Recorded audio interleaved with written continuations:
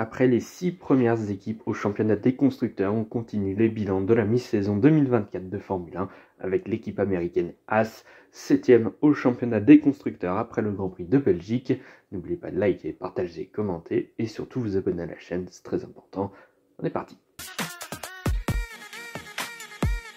Cette année, clairement, pour le moment en tout cas, ça va bien mieux du côté de chez Haas qui a réussi à scorer beaucoup plus de points que la saison dernière. L'année dernière, le principal défaut de cette Haas, c'était le rythme en course qui était catastrophique, c'était le pire de toutes les équipes, alors que pourtant en qualification, tout se passait bien et il y avait plusieurs Q3, mais ils n'arrivaient pas à scorer de points parce que le rythme était juste très mauvais. Et cette année, ils ont corrigé le tir. Maintenant, c'est même plutôt l'inverse. En qualification, ils sont un peu moins performants. Il y a un petit peu moins de Q3, même s'ils arrivent quand même à monter dans la dernière partie des qualifications, notamment avec Nico Hülkenberg. Et en rythme de course, là, ça va bien mieux. Et ils ont réussi à scorer des points. Et quand ils partent dans le top 10, ils arrivent parfois à terminer les courses dans ce top 10. On se rappelle qu'avant le premier Grand Prix de la saison à Bahreïn, pendant les essais hivernaux, les dirigeants de chez Haas n'étaient pas très confiants envers le niveau de cette Haas et ils s'attendaient à être parmi les dernières équipes, en tout cas sur les premières courses de la saison. Au final, sur les 5 premières courses, elles étaient présentes, ces Haas, et elles ont scoré 3 fois des points sur les 5 premières courses, des petits points, mais qui étaient très importants et surtout assez inattendus du côté du clan de chez Haas. Et puis ensuite, c'était un petit peu le coup de mou pour Haas sur les courses suivantes, entre Miami et l'Espagne notamment. Plus aucun point marqué, en tout cas en course principale, sinon il y avait une 7ème place d'Hülkenberg en course sprint à Miami, mais sinon plus aucun point marqué. Ceci dit, Hülkenberg avait terminé sur les 5 courses suivantes, 4 fois la 11e place à la porte des points. Donc ils n'étaient pas si loin que ça, mais bon, il n'y avait pas de points marqués. Et puis, il y a eu ces 2 courses miraculeuses, exceptionnelles de la part de Nico Hülkenberg, où il termine 2 fois 6ème en Autriche et en Grande-Bretagne. Ça fait tout de suite 16 points scorés d'un coup, plus les 4 de Magnussen, puisqu'il y a une double entrée dans les points des Haas en Autriche, ce qui fait 20 points sur les 27 inscrits cette saison, sur 2 seules courses. Et ces 2 seules courses sur les 14 de la saison vont peut-être être les plus importantes de l'équipe Haas dans une quête d'une potentielle 6ème place au championnat des constructeurs, puisqu'ils sont revenus tout proches de l'équipe RB à 7 points. Alors il faut dire que les 5 premières équipes trustent les top 10 normalement à la régulière. Ça va être compliqué, 7 points c'est pas beaucoup, mais beaucoup à la fois aussi. Et sachant que l'équipe RB arrive à scorer des points assez régulièrement dans la saison également, ça va être compliqué, c'est pas impossible.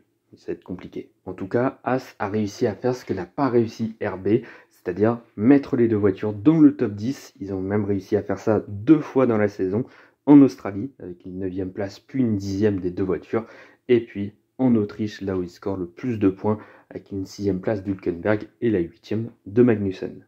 Maintenant, on le sait depuis les débuts de Haas en 2016, chaque saison c'est pareil, le manque de développement qui fait que Haas chute dans la hiérarchie à chaque fin de saison.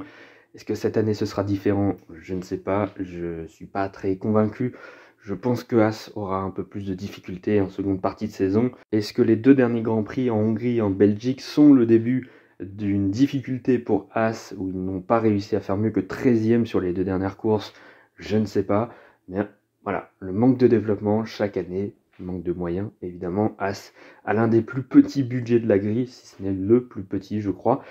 Ça va être compliqué de continuer avec cette performance parce que les autres vont s'améliorer et peuvent potentiellement passer devant l'équipe américaine, un petit peu comme chaque année finalement. Maintenant, les 20 points inscrits sur les 2 courses en Autriche et en Grande-Bretagne, ça va être très important pour Haas, même au cas où s'il ne performe plus en seconde partie de saison. Alpine a quand même 16 points de retard sur Haas. Williams, ils en ont 23 de retard. Donc normalement, ils ne sont pas censés les rejoindre. En tout cas, pas du côté de Williams. Sauber, on les enlève du jeu. Voilà. La seule menace pour le moment, c'est Alpine de derrière. Ils peuvent menacer RB. Maintenant, la question, c'est est-ce qu'ils vont conserver ce niveau de performance en seconde partie de saison ou pas? On verra bien. Et s'ils y arrivent, ce sera réellement un vrai progrès du côté de l'équipe américaine. Surtout que l'avenir de Haas commence un petit peu à s'éclaircir, notamment avec le duo de pilotes l'année prochaine avec Esteban Ocon et Oliver Berman. Ça peut être très intéressant, avec un potentiel partenariat technique avec Toyota également, continuité technique aussi avec Ferrari évidemment. Donc ouais, c'est plutôt pas mal. Maintenant à voir si le développement va suivre en cette seconde partie de saison. Que dire de la première partie de saison de Nico Hülkenberg? Franchement, elle est géniale cette première partie de saison. Il score la majorité des points de chez Haas. Et quand il ne marque pas, en général, il n'est pas très loin. C'est assez incroyable sur une Haas, sur les 10 des 14 Grands Prix disputés pour le moment sur cette saison, il ne termine pas en dessous de la 11e place. Il n'y a que 4 fois où il est en dessous de la 11e place, dont un abandon. Franchement, c'est très solide. Il y a de tout dans sa saison, il y a des Q3, il y a des arrivées dans les points, il y en a 5 cette saison alors qu'il n'avait terminé qu'une seule fois dans le top 10. La saison dernière c'était en Australie. Il y a même des points en course au sprint marqués, notamment à Miami où il termine 7ème. Donc ouais, sa première partie de saison en tout cas elle est très complète. Il y a de tout, il domine outrageusement Kevin Magnussen autant en qualification qu'en course. Donc franchement, c'est une saison très solide. Il est 11e au championnat. Je crois que c'est le meilleur classement d'un pilote Haas pour le moment depuis 2018. C'est pour dire, quand Kevin Magnussen, lui, il est à la 16e position, on voit l'écart entre Hülkenberg et Magnussen. Clairement, c'est le leader de cette équipe. Franchement, je pense qu'on n'était pas nombreux à penser que Nico Hülkenberg allait être capable de faire ses performances après 3 saisons quasiment en dehors de la Formule 1. Il y a eu quelques courses de remplacement, mais il n'était pas titulaire. Et puis surtout sur une Haas, franchement, on ne s'attendait pas à ce niveau de performance de la part d'Hülkenberg. Franchement, chapeau. En plus, il va avoir un nouvel avenir en Formule 1 ensuite, puisque l'année prochaine, il va rejoindre Sauber. Ça va être compliqué en 2025, puisque la voiture, je pense qu'elle va être catastrophique, comme cette année. On aura l'occasion d'en parler de Sauber. Mais ensuite, ce qui va être très intéressant, c'est de le voir chez Audi en 2026. Franchement, j'ai très très hâte. Il a retrouvé un nouveau souffle à sa carrière en Formule 1. C'est plutôt inattendu. Moi, je pensais qu'en 2019, c'était la dernière saison de Nico Hülkenberg en Formule 1. Puis finalement, 7 ans après, il sera encore là, chez Audi. C'est très impressionnant. Franchement, il me bluffe. Maintenant, ses performances en seconde partie de saison, ça va dépendre du niveau de la Haas. Si elle évolue correctement, il y a moyen d'aller scorer d'autres points encore en deuxième partie de saison. Si la Haas régresse, ou en tout cas reste au même niveau, et que les autres passent devant, ça va être plus compliqué. Maintenant, c'est sûr, le principal objectif de Nico Hülkenberg, ça va être de dominer autant Kevin Magnussen qu'il l'a fait sur les 14 premières courses.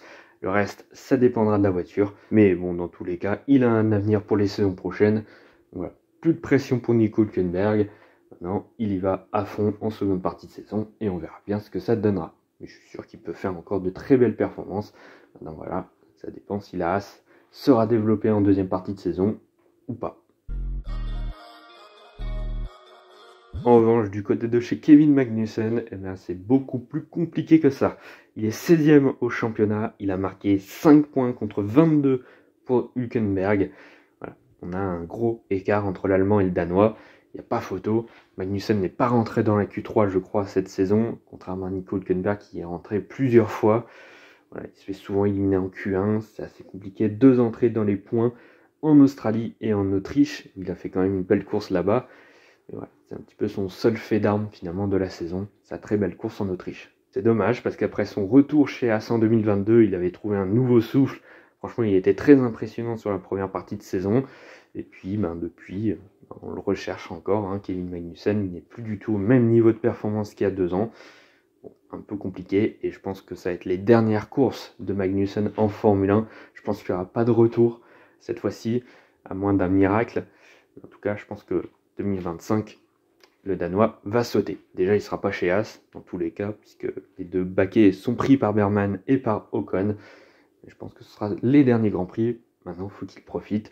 Et il faut surtout qu'il se fasse battre le moins possible par Hülkenberg, parce qu'il a pris cher en première partie de saison. Clairement, autant en qualif qu'en course, il a été très souvent dominé par Hülkenberg.